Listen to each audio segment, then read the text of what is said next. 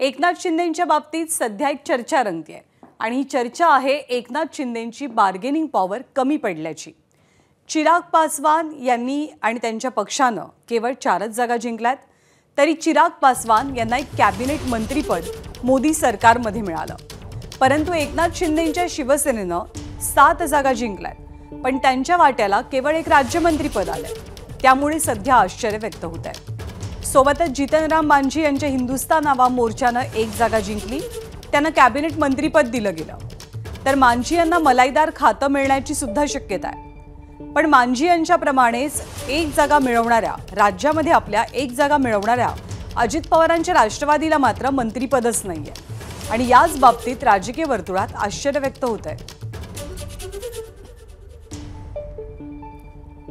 तर एकनाथ शिंदेंची शिवसेना राज्यात जागा जिंकली आहे 7 आणि केंद्रात केवळ 1 राज्यमंत्रीपद मिळालंय। तर चिराग पासवान यांच्या एलजेपी पक्षानं त्यांच्या राज्यामध्ये 4 जागा जिंकल्यात, पण 1 कॅबिनेट मंत्रीपद पदरात पाडून घेतलंय। हीच अवस्था थोड्याफार फरकानं राष्ट्रवादीची। जितनराम मांझी यांच्या पक्षानं जिंकली 1 जागा आणि त्यांना देण्यात आलंय 1 कॅबिनेट मंत्रीपद। तर अजित पवारांच्या पक्षानं सुद्धा राज्यात 1 जागा जिंकली आहे, पण त्यांना मंत्रीपद मिळालेलं नाही। त्यांना राज्यमंत्रीपद दिलं गेलं, पण ते अजित पवारांनी नाकारलं।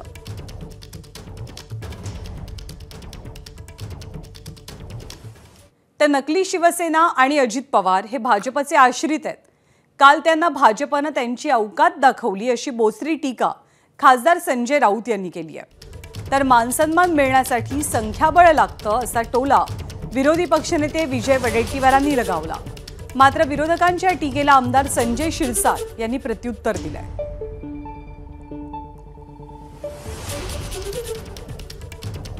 अजित पवारांच्या वाट्याला तर भोपळा आहे आणि दुसरे जे आहेत नकली शिवसेना, त्यांच्या तोंडावरती एक राज्यमंत्रीपद फेकलेलं आहे।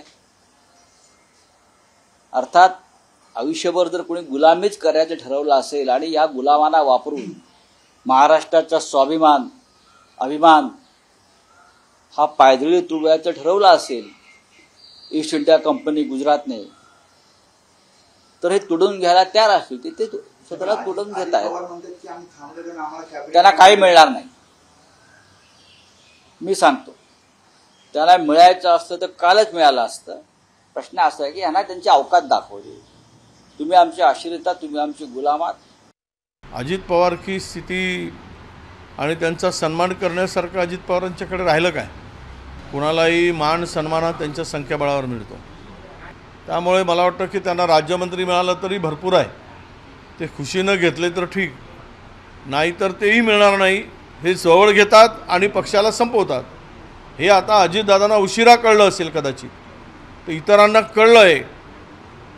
आमच्या उद्धव साहेबांना समजलं, त्यावेळेस त्यांनी तो त्यांच्यापासून दुरावा निर्माण केला। ठीक आहे, पक्ष फुटला, माणसं गेलीत, पण त्यांनी नव्यानं पक्ष उभा केला आहे स्वतःच्या ताकदीच्या भरोशावर। आणि हे लोक, भारतीय जनता पक्ष म्हणजे बेईमानांचा पक्ष आहे। यांना माणसं घ्यायचे, फोडायचे, वापरायचे, उपयुक्त आहे तोपर्यंत उपयोगात आणायचा, नाहीतर फेकून द्यायचा। राजकारणामध्ये असं कधी इझिली कोणी कोणाला काही देत नसतं। त्याची काही कारणं असतील, काही विषय असतील, त्या बाबतीमध्ये त्याच्यामध्ये आम्ही डोकवत नाही। उगाच कुणाचं वाकून पाहण्याची सवय आम्हाला नाही, म्हणून आपलं काय तेवढंच आम्ही पाहत असतो।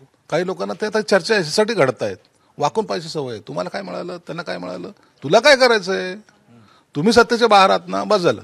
परंतु मला एक कळत नाही, याच्यावर इतरांना पोटात दुखण्याचं कारण काय? तुम्ही जेव्हा सत्तेत होता, तुम्हाला ते कोणतं तरी अवजड खातं, जे कधीच कुणाला कळालं नाही महाराष्ट्रातल्या जनतेला। कोणत्या खात्याचा मंत्री? अवजड खात्याचा मंत्री। कॅबिनेट आहे, कॅबिनेट काय काम केलंस रे?